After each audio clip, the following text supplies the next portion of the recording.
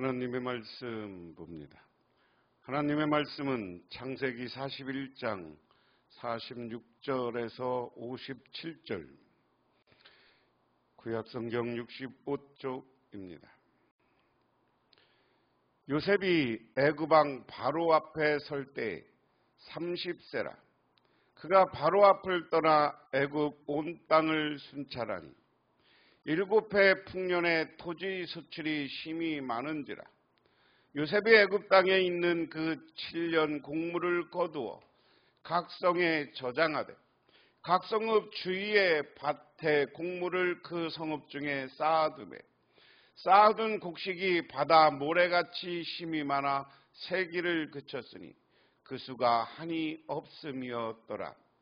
흉년이 들기 전에 요셉에게 두 아들이 나되 곧 온의 제사장 보디베라의 딸 아스다시 그에게 낳은지라.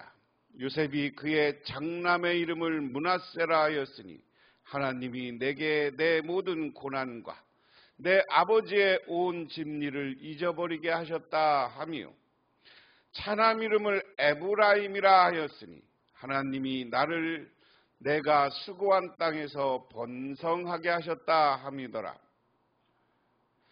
애굽 땅에 7해 풍년이 그치고 요셉의 말과 같이 7해 흉년이 들기 시작하며 각국에는 기근이 있으나 애굽 온 땅에는 먹을 것이 있더라. 애굽 온 땅이 굶주림에 백성이 바로에게 부르짖어 양식을 구하는지라. 바로가 애굽 모든 백성에게 이르되 요셉에게 가서 그가 너희에게 이르는 대로 하라 하니라. 온 지면에 기근이 있음에 요셉이 모든 창고를 열고 애굽 백성에게 발세 애굽 땅에 기근이 심하며 각국 백성도 양식을 사려고 애굽으로 들어와 요셉에게 이르렀으니 기근이 온 세상에 심함이었더라. 아멘. 요셉은 바로 앞에 설 정도로 중요한 인물이 되었습니다. 오늘 창세기를 기록하고 있는 분은 요셉이 총리직이 오를 때 나이가 30세였다고 언급합니다. 요셉이 종으로 팔려가기 전 나이가 17세였으므로 13년 시간이 흘렀음을 보여줍니다. 지난 시간에 요셉은 바로 앞을 떠나 전권을 가지고 임무를 수행합니다. 이방인이 애굽의 높은 자리에 등용되는 것은 전혀 불가능한 일은 아닙니다. 그럼에도 요셉은 온 땅을 순찰하며 7년 풍년 후에 닥칠 기근을 준비합니다. 바로의 명을 받자마자 요셉은 활동을 시작한 것을 보여주므로 시간이 급박하다는 점을 암시하고 있다 하는 겁니다. 그래서 새로운 지도자가 됐어요. 지난 시간에 얘기한 것처럼 바로는 요셉의 지혜와 대책을 보고 하나님이 영이 함께하는 사람이다라고 했어요. 하나님이 영이 함께하는 요셉, 그는 총리로서 새로운 지도력을 발휘해 가는데 그 지도력을 영적 지도력이다. 우리는 생각해 볼 수 있습니다. 그래서 오늘 말씀을 보면 요셉이 이집트 왕 바로를 섬기기 시작할 때 그의 나이가 30살이었다. 요셉은 바로 앞에 물러서 나와 이집트 온 땅을 두루 다니며 살폈다. 풍년을 이룬 7해 동안 땅에서 생산된 것이 대단히 많았다. 요셉이 각 지방마다 다니면서 직접 농사짓고 수확하는 곳에 다니면서 요셉이 순찰하는 모습을 그림으로 이렇게 그렸습니다. 그래서 요셉은 생산된 것이 계속 수확한 것을 모으고 세금을 모아요. 그런데 얼마나 됐냐? 요셉은 이집트 땅에서 7해 동안 이어간 풍년으로 생산된 모든 먹거리를 거두어 들여 여러 성읍에 저장해 주었다. 각 성읍 근처 반에서 나는 곡식은 각 그 성읍에 쌓아 두었다. 요셉이 저장한 곡식의 양은 엄청나게 많아서 마치 바다의 모래와 같았다. 그 양을 셀 수 없을 만큼 많아져 기록을 중단할 수밖에 없었다. 자, 오늘 이야기를 두 가지 측면을 생각해 볼 수 있습니다. 요셉이 곡식 저장 창고를 이집트 애굽의 수도인 카이로로 가지고 오지 않아요. 그 지역에서 생산된 지역에서 생산된 걸 가지고 그 지역 성에 두었다. 이것은 무슨 의미가 있느냐? 지금은 많이 그 성에다 모아뒀지만 나중에 기근이 올 때 어떻게 하는 거예요? 백성들을 가까운 데서 곡식을 나누어 주므로 빨리 위기를 대처하려는 모습입니다. 이 위기 대처의 모습, 이건 어디서 오는 거냐? 요셉의 영적 지도력에서 오는 것이다. 우리는 그렇게 생각해 볼 수 있습니다. 그 다음에 두 번째는 뭐냐? 하나님이 요셉과 함께 할 때, 요셉이 무엇을 운영할 때 축복의 양이에요. 제가 수요일 날 지난주에 4,000명을 먹인 이야기, 7병2호의 기적, 5,000명을 먹인 이야기, 5병2호의 기적. 거기에 중요한 건 먹고 남았다. 5병2호 때는 12강줄이, 7병2호 때는 7강줄이가 남았다. 그래서 하나님의 복은 필요한 만큼만 주는 게 아니라 넘치는 축복이다 하는 겁니다. 요셉이 운영하고 요셉이 관리하는 애굽에 하나님이 그냥 그대로만 주는 게 아니에요. 넘치는 축복을 주었어요. 오늘 이 말씀을 보면서 여러분들이 겸손하게 가정을 돌보고 직장 생활을 하고 자녀들과 자손들을 위해서 기도할 때, 여러분의 자녀들과 자손들, 여러분의 가정과 가문에 오늘 이와 같은 물질이 넘치는 축복이 가득 채워지기를 주님의 이름으로 축원합니다. 그 다음에 요셉이 온의 제사장 보디베라의 딸 아스닷 사이에서 두 아들이 태어난 것은 흉년이 들기 전이었다. 요셉은 하나님이 나의 온갖 고난과 아버지의 생각을 다 잊어버리게 하셨다면서 맏아들의 이름을 므낫세라 지었고, 둘째는 내가 고생하던 이 땅에서 하나님의 자손을 번성하게 해주셨다며 그 이름을 에브라임이라고 지었다. 지난 시간에 제가 마치면서 그 교재에서 의문을 했어요. 요셉이 제사장, 태양신을 섬기는 제사장 딸과 결혼했는데 계속 우상숭배를 했느냐? 이방신을 섬겼느냐? 아니다라는 거예요. 그것은 어디에서 나오는 겁니까? 오늘 아들의 이름, 아들들이죠. 아들들의 이름을 히브리식으로 짓습니다. 히브리식 이름이, 자, 그래서 맏아들의 이름이 므낫세다 그랬습니다. 첫 번째, 므낫세라는 말은 잊어버리다. 그런데 뭐를 잊어버린다는 거예요?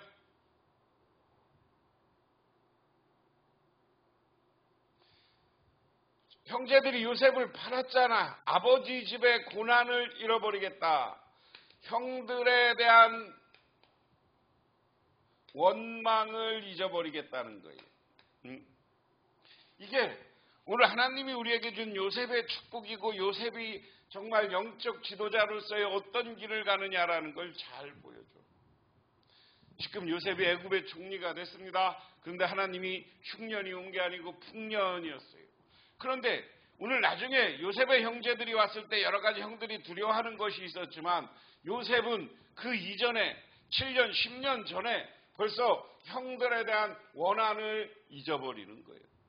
원한을 잊어버리는 거예요. 두 번째 아들의 이름을 뭐라고 했느냐?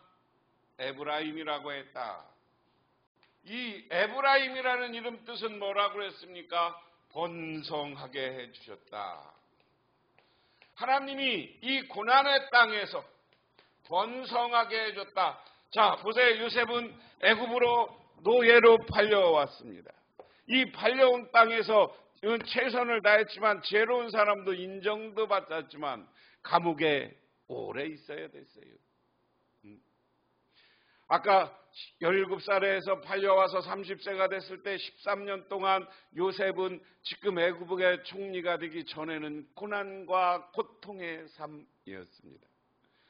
그래서 그 삶을 자기는 고생스러웠던 삶으로 인정합니다. 그리고 그의 이름을 에브라임이라고 줬다. 근데 이 고생하던 땅에서 하나님이 나를 축복해주고 번성하게 해줬다. 오늘 요셉이 아들의 이름을 짓는 것 우리가 배우시기를 바랍니다. 우리가 하나님 믿는 사람이라면 믿는 사람으로서 원한과 슬픔, 나에게 여러 가지 고난을 주었던 것, 상처 이런 것을 다 버리시기를 바랍니다.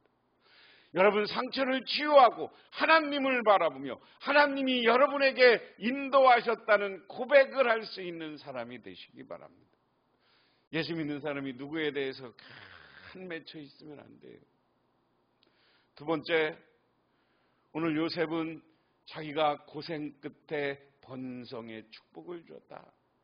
오늘 이 말씀을 듣고 영상을 보는 우리 할렐루야 교회 교인들과 그리고 많은 성도님들에게 고생 속에 고진감래라고 그랬어요. 고생 속에 하나님이 주는 기쁨이 오는 것처럼 여러분들에게 큰 축복과 번성이 가득 채워지기를 주님의 이름으로 축원합니다. 그래서 여러분이 영적으로 기도하는 사람, 하나님의 뜻을 따르고 하나님의 뜻을 따라 모든 것을 행동할 때 하나님은 우리를 번성하게 해주는 거예요. 이 축복이 우리 할렐루야 교회 여러분의 가정에 가득 채워지기를 바랍니다. 그 다음에 이집트 땅에 7해 동안 이어가던 풍년이 지나가니 요셉이 말한 대로 7해 동안 흉년이 시작되었다. 온 세상에 기근이 들지 않은 나라가 없었으나 이집트 온 땅은 아직도 먹거리가 있었다. 그러나 마침내 이집트의 온 땅 백성이 굶주림이 빠지자 그들은 바로에게 먹을 것을 달라고 부르짖었다.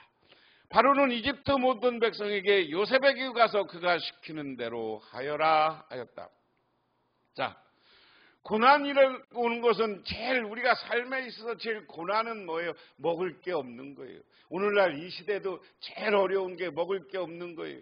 저 아프리카 지역에 우리가 북한 지역에 경제적으로 지금 먹을 게 없어서 굶어 죽는 사람들이 아직도 있잖아요. 그런데 이런 고난이 애굽과 그 당시 모든 나라에 찾아왔어요. 그래서 애굽 백성들은 이집트 백성들은 자기들이 과거에 요셉이 한 걸 봤어. 세금을 걷어서 창고에 쌓아놓은 걸 받았어. 그런데 함부로 그것을 털어가면 안 되니까 바로에게 와서 청원하는 거야. 요청하는 거야. 우리가 먹을 거 달라. 그러니까 바로 가는 거야. 야, 가서 요셉에게 그가 시키는 대로 해. 그리고 요셉에게 달라고 해. 하는 겁니다. 온 땅에 기근이 들었으므로 요셉은 모든 창고를 열어서 이집트 사람에게 곡식을 팔았다. 이집트의 땅의 모든 곳에 기근이 심하게 들었다. 기근이 온 땅을 뒤엎고 있었으므로 다른 나라 사람들도 요셉에게 곡식을 사려고 이집트로 왔다. 할렐루야. 근데 그냥 주는 게 아니라 팔았다고 했어요. 창고를 열어서 이집트 사람들에게 곡식을 팔았습니다. 자, 이건 나중에 지혜로운 사람이 얼마나 지혜로운 거예요. 지금 세금을 걷어놨던 걸 다시 팔아서 어떻게 되는 거예요? 왕에게 이익을 남겨주는 거예요. 그래서 온 동네, 온 마을에, 온 나라에서 왔습니다. 그래서 내가 영적 지도력으로 세계를 돌보는 요셉이라고 이야기하는 겁니다. 요셉은 자기뿐만 아니라 이집트 애굽 백성뿐만 아니라 그에게 굶어서 그에게 곡식을 사러 오는 모든 사람들에게 곡식을 나누고 팔았다. 이것이 요셉이 한 일입니다. 오늘 이것처럼 영적인 지도력으로 하나님이 준 지혜로 오늘 요셉은 애굽에서 흉년들 때 곡식을 모아놨다가 기근과 위기를 만난 사람들, 가난해진 사람들, 굶어 죽을 수밖에 없던 고난 속에 있는 사람들에게 곡식을 나누고 팔아줌으로써 그들을 돌보고 있는 요셉. 오늘 이야기를 통해서 요셉 이야기를 통해서 우리는 요셉의 돌봄이 꼭 이집트 사람들에게만 있는 것이 아니라 하나님을 바라보고 있는 하나님의 백성, 하나님이 인정하는 모든 이들에게 돌봄이 가능해지는 거예요. 그러므로 우리는 예수 믿는 사람, 신앙인만 바라보는 게 아니라 우리는 아직도 선교하고 전도해야 될 대상을 돌보고 사랑해줘야 되는 것이 우리가 할 일이다.